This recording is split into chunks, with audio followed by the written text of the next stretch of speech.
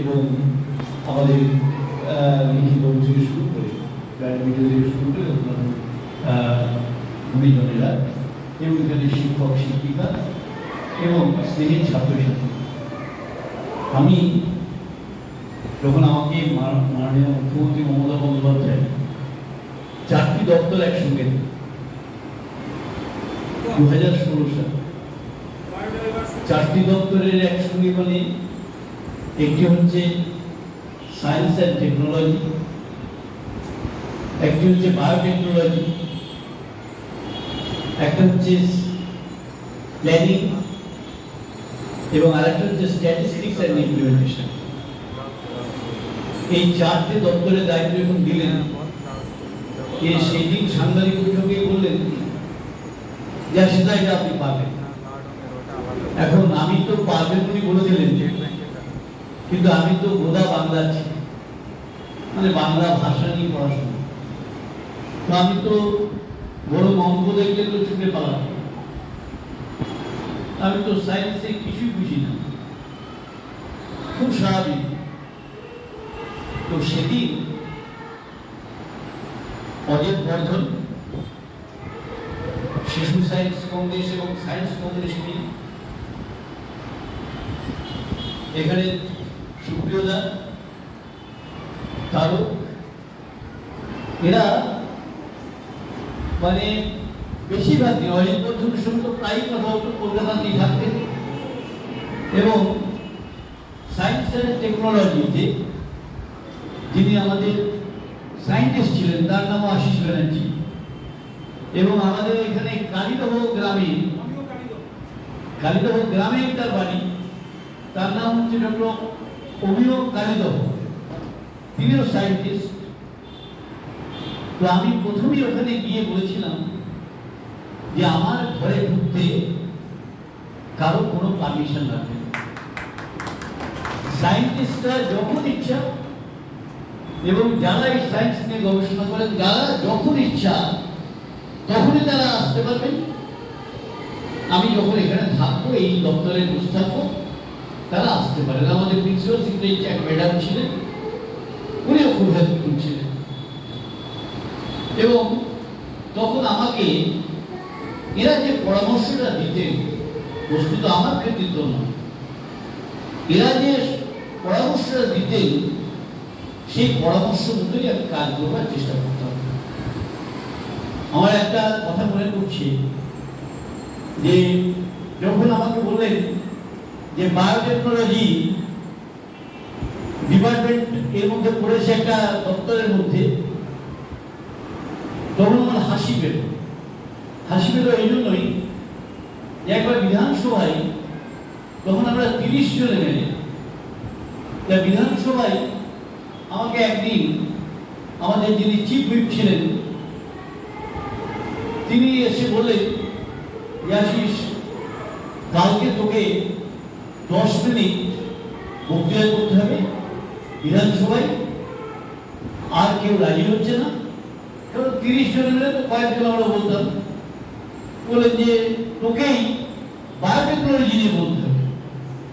আমি বললাম আমি তো বায়োটেকনোলজির বি জানি না, কিন্তু আমি জৈব প্রযুক্তির বর্গীটা জানি না, আমি কি বলবো? আমি তো কাটিয়ে উঠবার চেষ্টা করলাম, কিন্তু ওরা নাচুর বন্ধ বললেন না, তোমাকেই বলতে হবে, আর কোনো আমাদের কোনো বক্তা নাই, তোমাকেই বলতে হবে, তাহলে আমাদের বক্তার লিস্ট থেকে আমাকে বাদ দিতে হবে। এই এত মানে সংকটজনক পরিস্থিতি। আমি সন্ধ্যাবেলায় গিয়ে আমার হোস্টেলে যত স্ট্যান্ডিং কমিটির রিপোর্ট ছিল সব স্ট্যান্ডিং কমিটির রিপোর্টগুলোকে পড়ে আগে জৈব প্রযুক্তিটা কি এইটা আমার মাথায় আগে নিতে হলো যে আমি তো বলবো। এবং আপনারা জানেন যে বিধানসভায় 2 মিনিট বলাটাই হচ্ছে খুব কষ্টকর। তো 10 মিনিট, কারণ ওখানকার আঁকা এরকম যেমন বক্তৃতা প্রযুক্তির মতো করা যাবে না, তথ্য দিয়ে বলতে হবে, যুক্তি দিয়ে বলতে হবে। তো স্বাভাবিকভাবেই আমি যতটুকু মাথায় ঢুকলো, কে একজন এসে বললো যে ওই গোবর গ্যাস আছে না, ওইটা ধরো। আমি বললাম গোবর গ্যাস তুলে আমি 1 মিনিট আগে বললাম, তারপরে কি বলবো, শুধু আমি একাই বসে বসে স্ট্যান্ডিং করে রিপোর্টগুলো দেখতে লাগছি। তারপরে আমি দিল্লিতে তখন প্রফেসর সৌগত রায় আছে, তখন তিনি এমপি হয়ে চলে গেছেন। সৌগত খুব পণ্ডিত মানুষ, ওকেই ফোন করলাম, ফোন করে বললাম যে সৌগত এরকম ব্যাপার, আমাকে কালকে এই বায়োটেকনোলজির উপর বলতে হবে, কিন্তু আমি দাদা কিচ্ছু জানি না। আমি বলছি তুমি একটু একটু ঘুরছো, গোবর গাছটা সেই সব ঘুরছি, যা শিখিয়ে দিচ্ছি। তারপরে সৌরভ বলে তোমার সাথে পেন কাগজ আছে তো? হ্যাঁ আছে।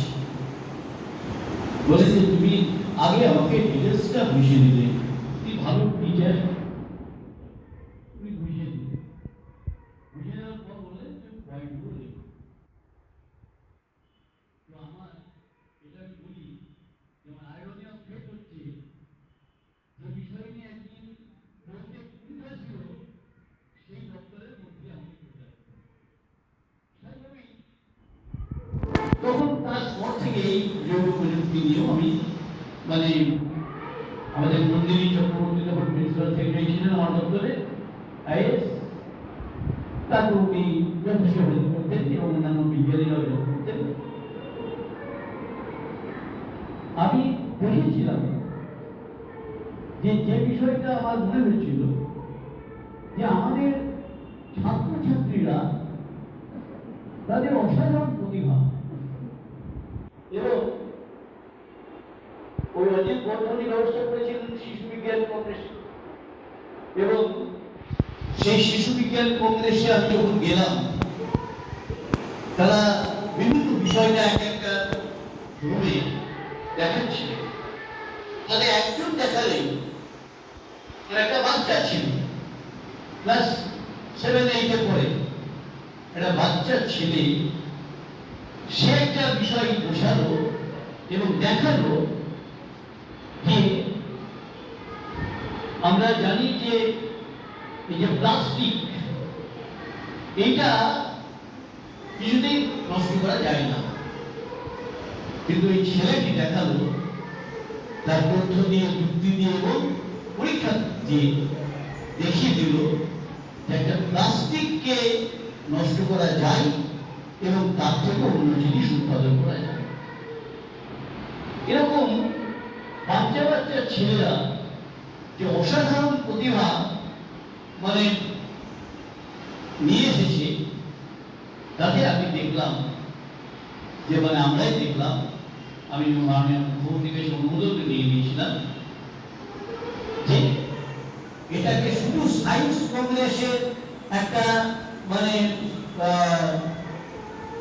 একটা শুধুমাত্র সভা করলাম বা দুদিন ধরে কনফারেন্স হলো, তাতে খুব একটা লাভ হয় না যদি এটা গ্রামে ছড়ানো না যায়। আমি চ্যারিটি বিগিন সাইড ফোন করে, আপনাদের মনে আছে রামপুরহাটেই প্রথম এখানে শিশু বিজ্ঞান কংগ্রেসে আয়োজন করেছি। 16তেই আমি দায়িত্ব নেওয়ার পরে এখানে করেছিলাম, হাই স্কুলে আমরা করেছিলাম। তো সেখানে আমাদের নানা ধরনের প্রতিভা উঠে এসেছে, এবং আজকে আমরা গর্বিত এই যে ইসরোতে যাচ্ছে, এই যে তাদের প্রতিভার প্রকাশটা বিভিন্ন জায়গায় করে দিচ্ছি, এটাতে এদের দ্বারা তো আমরা করেছি, আমাদের আলাদা কোনো পরিচয় নেই। এরাই যখন বলে যে আমি জোহরবাটির ছেলে, তখন এই রামপুরের সঙ্গে আমাদের নামটা চলে আসে, কারণ আমরা এদের দ্বারাই করেছি।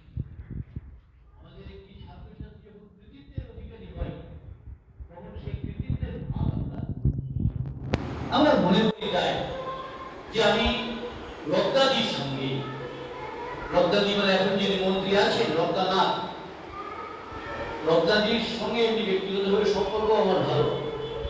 আমি যখনই কথা হয় তখনই তাদের এই নিয়ে কথাবার্তা বলেছি, আমাকে বলেছি, আমি কারণে সুবিধাদের বলেছি যে একটা যে কোনো মঙ্গল অথবা বৃহস্পতিবার দিন উনি বলেছেন যে আপনি নিয়ে আসবেন তাছাড়া আপনি নিয়ে আসলে আমি আমাকে একটা ফোন করে দেবেন, আমি থাকবো, আমার দপ্তরে আলোচনা হবে। আমি মনে করি যে এই যে আজকে রিজিওনাল, কারণ একটা জায়গায় আমরা মানে যেটা রাজ্য প্রশিক্ষণ দপ্তর বা অল ইন্ডিয়া প্রশিক্ষণ দপ্তর, সেখানেও কিন্তু আমরা সভা করেছি। এবং সব থেকে বড় কথা হচ্ছে এর ফলে কি হচ্ছে, এর ফলে যে অ্যাবস্ট্রাক্ট যেটা বের হচ্ছে সেটা অনেক বেশি পার্টিসিপেন্ট ভাবছেন এবং তাদের চিন্তা ভাবনার পরিচয়গুলো দিতে পারছে। আমরা স্বাভাবিকভাবেই এই বিষয়টা যদি আমরা ছড়িয়ে দিতে পারি, আমাকে যেমন কারো সুপ্রিয়তা সেদিন বললেন যে আপনি এবার ডিএম সাহেবের সঙ্গে কথা বলুন যে ব্লকে আয়োজন করা যায়। আমি তারপরে দিনই কথা বলেছিলাম এবং উনি বলেন যে ঠিক আছে, আপনি বলছেন স্যার, আমি ওদের আসলে আমি কথা বলে দেব, আমার যা করার করণীয় তাই করব। তো যাই হোক, আমি কালকে কলকাতায় ছিলাম, তারা ফোন করলো। আমি বললাম আমি তো আজকেই ফিরবো। তো ঠিক আছে, আমি তুই 12টার ফোন করবো, আমি আসবো। আমার এইটাই মানে আশা আমাদের যে রামপুরহাট এই এলাকার ছেলেমেয়ে, এই জেলার ছেলেমেয়ে, তারা যেভাবে মানে তাদের প্রতিভার যে পরিচয়টা দিচ্ছে, আমরা টিচাররা মানে বিবেকানন্দের ভাষায় যে আমরা কাউকে জ্ঞানী করে তুলতে পারি না, তার নিজের মধ্যে যেটা আছে, যেটা ইনহারেন্ট পাওয়ার, তাকে আমরা শুধুমাত্র হেল্প করতে পারি প্রকাশ করার জন্য। এছাড়া আমরা কারো প্রতিভা, এই প্রতিভাটা তো সম্পূর্ণ নিজে, প্রতিভাটা তো আমরা ওপর থেকে চাপিয়ে দিয়ে তার প্রতিভা বেরোবে না। তার নিজের চিন্তা ভাবনা, এই চিন্তা ভাবনার প্রকাশের ক্ষেত্রটাকে আমরা শুধু তৈরি করে দিতে পারি, সুযোগটা করে দিতে পারি, যে সেই সুযোগটা পেয়ে যেন সে নতুন চিন্তা ভাবনা যেটা তার মনের মধ্যে হচ্ছে সেইটা যেন তারা করতে পারে। এই যে তারকা এখানে ইলামবাজারে শিশু বিজ্ঞান কংগ্রেস করেছিল গতবার, এবং সেখানে দেখেছি যে বিভিন্ন জলের অপচয় যাতে না ঘটে তার যেমন ব্যবস্থা করেছে, বিদ্যুতের অপচয় যাতে না ঘটে তার যেমন পরীক্ষা নিরীক্ষা করতে তারা দেখিয়েছে। ঠিক তেমনি করেই আমাদের সমাজ জীবনের ক্ষেত্রে যে কাজগুলো, সেই কাজগুলো যদি আজকের যে খুনে সায়েন্টিস্ট যারা তৈরি হবে, তারা আগামী দিন বড় সায়েন্টিস্ট হয়ে পৃথিবী কাঁপাবে, এই বিশ্বাসটা আমরা করি। এবং এই বিশ্বাস রেখে এবং এই আশা ভরসা রেখে আমি আমার বক্তব্য শেষ করছি। নমস্কার।